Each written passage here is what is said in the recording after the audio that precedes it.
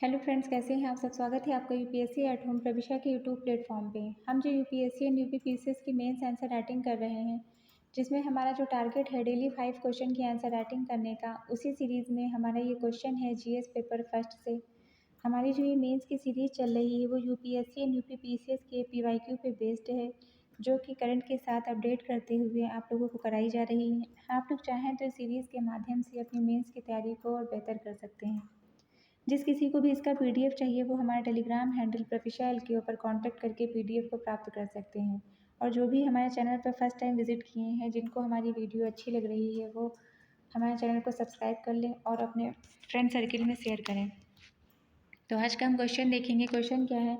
भारत में वन एवं जल स्रोतों की जैविक विविधता का संरक्षण पारिस्थितिकी संतुलन बनाए रखने के लिए आवश्यक है, स्पष्ट कीजिए। क्वेश्चन क्या पूछा गया है? भारत में वन एवं जल स्रोतों की जैविक विविधता का संरक्षण पारिस्थितिकी संतुलन बनाए रखने के लिए आवश्यक है, इसको स्पष्ट करना है। ये क्वेश्चन आपका यूपीपीसीएस 2024 का जो भी मेंस का एग्ज़ाम हुआ है उसमें पूछा गया है। तो सबसे पहले हम इसका इंट्रो देंगे। इंट्रो में हमने क्या लिखा है कि भारत में 8% वैश्विक जैव विविधता पाई जाती है। ये किसके अनुसार बताया गया है? एफएसआई रिपोर्ट 2023 के अनुसार 21.71% क्षेत्र वनों से आच्छादित हैं। जैव विविधता पारिस्थितिकी संतुलन का मूल आधार है। तो इसमें जो है ये हमने क्या लिखा है कि जो भारत है, भारत विश्व के उन चुनिंदा देशों में आता है जहां उष्णकटिबंधीय से लेकर पर्वतीय, तटीय पारिस्थितिकी तंत्र पाए जाते हैं। यहाँ की जो वन संपदा और जल स्रोतों में विविध प्रजातियाँ सूक्ष्म जीवों से लेकर स्तनधारियों तक निवास करते हैं। इनकी जैविक विविधता का संरक्षण पर्यावरणीय संतुलन, जलवायु विनियमन, मृदा संरक्षण और मानव आजीविका के लिए अत्यंत आवश्यक है। भारत में जो जैविक विविधता है, भारत विश्व की कुल जैव विविधता का 8% वहन करता है, जबकि इसका भूभाग केवल 2.4% है। Forest survey of India FSI 2023 की रिपोर्ट के अनुसार भारत का वन क्षेत्र कुल क्षेत्रफल का 21.71% है, जिसमें भारत में 45,000 वनस्पतियाँ और 91,000 प्राणी प्रजातियाँ पाई जाती हैं। 2024 में India state of forest report के अनुसार मंगलुरु से अरुणाचल तक जैविक गलियारे पर संकट की स्थिति उत्पन्न है। नेक्स्ट हम क्या देखेंगे? जैव विविधता संरक्षण का पारिस्थितिकी संतुलन पर क्या जो है महत्व है। इसके अंतर्गत जो पहला पॉइंट है वो क्या है? जलवायु संतुलन। यह वन कार्बन को सोखते हैं।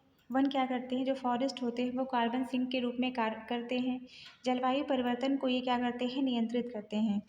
तो इसमें हम क्या जो है बात की है कि जो वन है वह कार्बन सिंक का कार्य करते हैं। 2022 की रिपोर्ट के अनुसार भारत में वनों की 31 करोड़ टन, मतलब वनों ने क्या किया है? 31 करोड़ टन जो है क्या किया इन्होंने? कार्बन डाइऑक्साइड को जो है क्या किया? अवशोषित किया है। तो ये क्या करते हैं? जो फॉरेस्ट हैं वो कार्बन सिंक के रूप में कार्य करते हैं। वनस्पति आवरण से तापमान, वर्षा और आर्द्रता भी नियंत्रित होती है। नेक्स्ट हम देखेंगे जल संरक्षण। ये जल स्रोतों की रक्षा भी करते हैं। वनों से भूजल रिचार्ज और जल स्रोतों का प्रवाह सुनिश्चित होता है। वनों की उपस्थिति से जल पुनर्भरण, मतलब भूजल जो है रिचार्ज होता है और झील नदियों में सतत प्रवाह सुनिश्चित होता है। हिमालयी क्षेत्रों में वन कटाव से नदियों का प्रवाह असंतुलित हो रहा है। नेक्स्ट हम देखेंगे मृदा अपरदन नियंत्रण। जड़ें मिट्टी को बांधती हैं और कटाव को रोकती हैं। वनस्पति आवरण वर्षा जल की तीव्रता को कम करता है, जिससे मिट्टी के कटाव पर नियंत्रण होता है। यह कृषि उत्पादन और नदी तंत्र को भी स्थिर बनाए रखता है। नेक्स्ट क्या है? परागण व कृषि पर लाभ। इसमें जैव विविधीकरण परागणकर्ता फसलों के लिए उत्पादन में सहायक होते हैं। मधुमक्खियों, तितलियों और जीव परागण करते हैं। इनके बिना 80% से अधिक खाद्य फसलों का उत्पादन असंभव है। कितने परसेंट? 80%। कीट नियंत्रक जीव की प्राकृतिक रूप से कृषि को लाभ पहुंचाते हैं। फिर क्या है? औषधीय उपयोग। इसमें इसमें क्या है, आधुनिक दवाओं का बड़ा भाग वनस्पति पर आधारित होता है, मतलब ये औषधि प्रोवाइड कराते हैं। नेक्स्ट हम इसमें जो है बताया गया है कि जो है लगभग कितनी परसेंट, 40% आधुनिक जो दवाएं हैं वो वनस्पति पर आधारित होती हैं। जैव विविधता के नष्ट होने से भावी दवाओं की खोज सीमित हो जाती है। नेक्स्ट हम क्या देखेंगे, आपदा न्यूनीकरण। इसके अंतर्गत मैंग्रोव व पहाड़ी वन बाढ़, भूस्खलन व तूफानों से रक्षा करते हैं। फिर हम नेक्स्ट देखेंगे कि जैव विविधता को हो रहे जो है खतरों के बारे में देखेंगे। पहला क्या है कि किसके कारण जैव विविधता का को जो है खतरा उत्पन्न हो रहा है या उसका ह्रास हो रहा है। पहला कारण क्या है, अंधाधुंध शहरीकरण।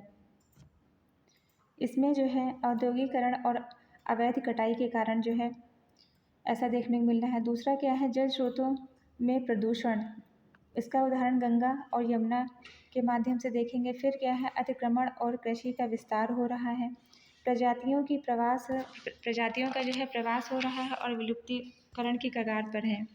इसके संरक्षण के लिए भारत सरकार के द्वारा क्या क्या उपाय किए गए हैं, भारत सरकार के द्वारा स्टार्ट की गई पहलों को हम देखेंगे, जिसके अंतर्गत जो पहला है वो बायोलॉजिकल डाइवर्सिटी एक्ट 2002।